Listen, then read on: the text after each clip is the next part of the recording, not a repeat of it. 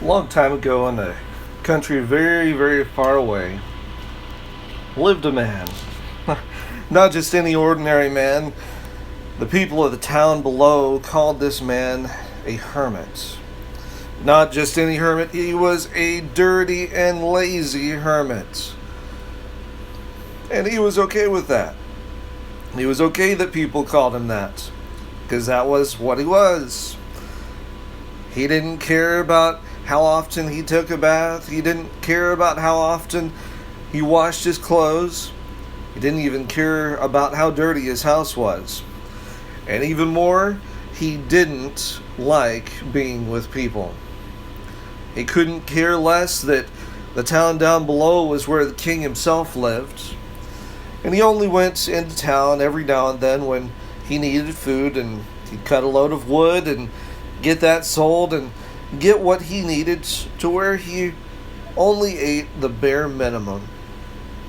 One day, he happened to be sleeping in his garden, and all of a sudden he heard a horse coming up the road. He was really surprised because no one ever came up to his little hill next to the mountain. So he got up on one elbow and peered over the weeds, and he saw the king on the horse. Scratched his head and, oh, this is weird. And slowly got up and walked over, but tried to keep as much distance as he could before him and the king. King tied his horse up and started walking over to the hermit. And he was just enjoying the view. And he said, friend hermit, I would love to sit here and I would love to look out. I'd love to just look at all these beautiful mountains. As looking at this stuff reminds me about how good God is. It makes me want to be a better person as well. Oh, the hermit didn't even know what to do. He didn't even have a stool for the king to sit on. Well, actually, yeah, he did, but it wasn't fixed. Oh, he was so upset that he turned around to find his stool. By the time he found it, the king was gone. Hermit looked at the stool and said to himself, I'm going to fix this stool, and I know the king's going to be back. He even said it. So he went the next day and he fixed up the stool and put it right there in one of the best spots to be able to see the mountains. And he came out and he'd watch and he'd watch. Several days went by, and all of a sudden he heard a horse coming up the path again. And he looked, and it was the king himself.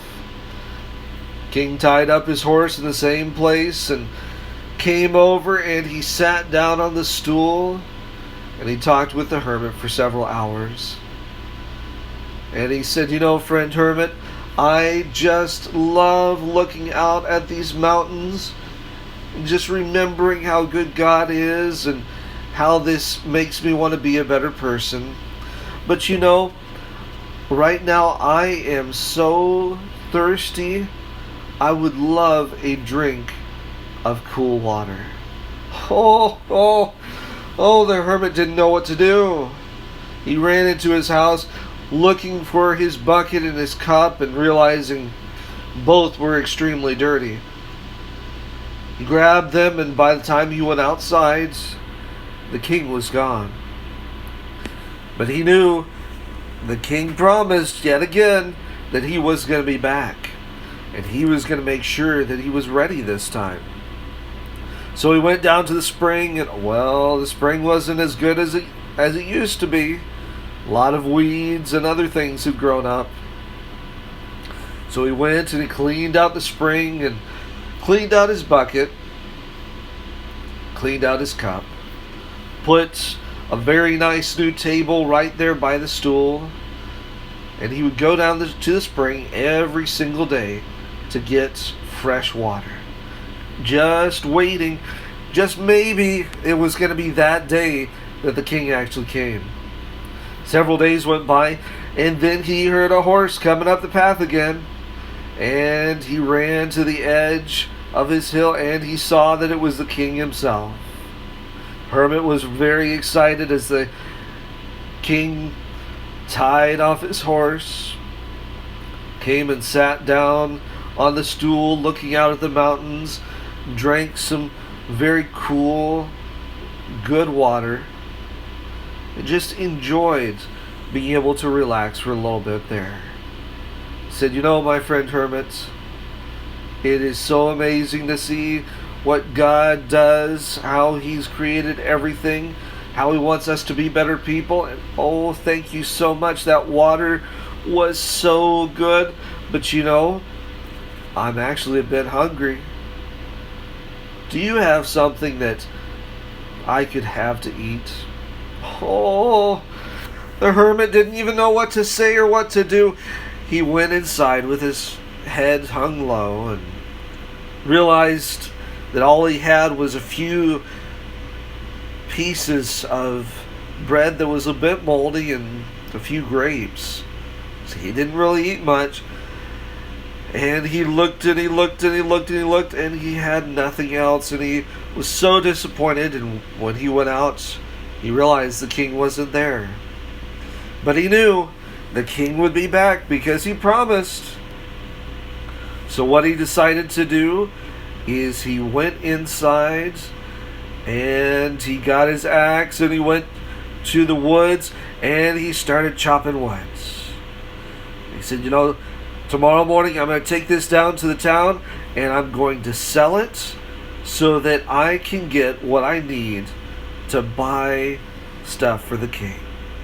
So the next morning he went down into town and he bought some fresh cornmeal, and he went back, and every single day he'd go down to the spring and get fresh water to put on that table, and he'd go inside and he'd make fresh cakes, and even he'd go out down to his weeded garden, the garden that he had just weeded, and he would pick some turnips as well and chop them to have on a nice little plate right beside.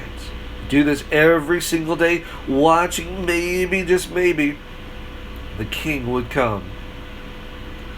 Several days went by, and then he heard a horse coming up the path again, and he knew it was the king. So he went again a little bit farther down this time to meet the king, and he walked with the king as the king was on his horse, and the king tied his horse off at the same spot, and he sat on the stool looking out at the mountains as he drank his water and ate some of the fresh corn cakes and some of the turnips. And he turned to the hermit and said, "You know, I am so thankful for what God has done with what He's created and how it makes me want to be a better person. You know, friend hermits, I would love to stay the night here with you and to be able to see the sunrise over the mountains in the morning." The hermit heard that and went, "Oh no!" He ran inside knowing that all he had to sleep on was a simple sack. King can't know that. Oh, what would he think if he knew what I sleep on? By the time he came out again, the king was gone. And he said to himself, "You know, he promised again that he'd be back, and I'm going to be ready for him." So that next morning he went and he chopped more wood, and he took it down to sell to where he could buy a nice mattress, nice blanket, a very nice place for the king to sleep. And they delivered it to his house, and he put it nicely in the extra room. And he went and he chopped more wood to make sure that there was a nice frame for the bed and even a veranda for his porch. And oh, he was so excited and he made sure that he was still getting fresh water, baking corn cakes, putting out turnips. Then one day, as he was walking into his house, he realized, my house is very dirty. So he went and he swept and he swept and he swept until the house was fully clean. And then he looked at himself and he said, I'm dirty as well. So he went and he took a bath. Not only did he take a bath, from that day on, he did this every single day. He realized, I need new clothes. So he went and he chopped down more wood, and he went to town and he sold it to buy a fresh new pair of clothes for himself. So every single day he'd sweep out his house, he'd get fresh water, he'd bake corn cakes, he'd pick new turnips, and he'd wait for his friend the king. One day he heard a horse coming up the path, and he knew it was the king, and he ran to meet him, so excited that his friend was there to visit again. King sat on the stool and drank the fresh water and ate the corn cakes and ate some of the turnips. And he thanked the hermit again for his hospitality and was so amazed that how God could continue to do this, and even more how it made him want to be a better man and even more a better king. That night he slept in the brand new bed that the hermit had set for him, and woke up to the sunrise over the mountains in the morning. And so excited because of this friendship that had been made. But from that day on, people didn't call him the dirty old hermit. They didn't even call him a hermit anymore, because they saw him more and more in the town. From that day on, every single person in that town called him the friends of the king. We have a king that wants to spend time with us. His name is Jesus. He tells us to spend time talking with him, get to know him.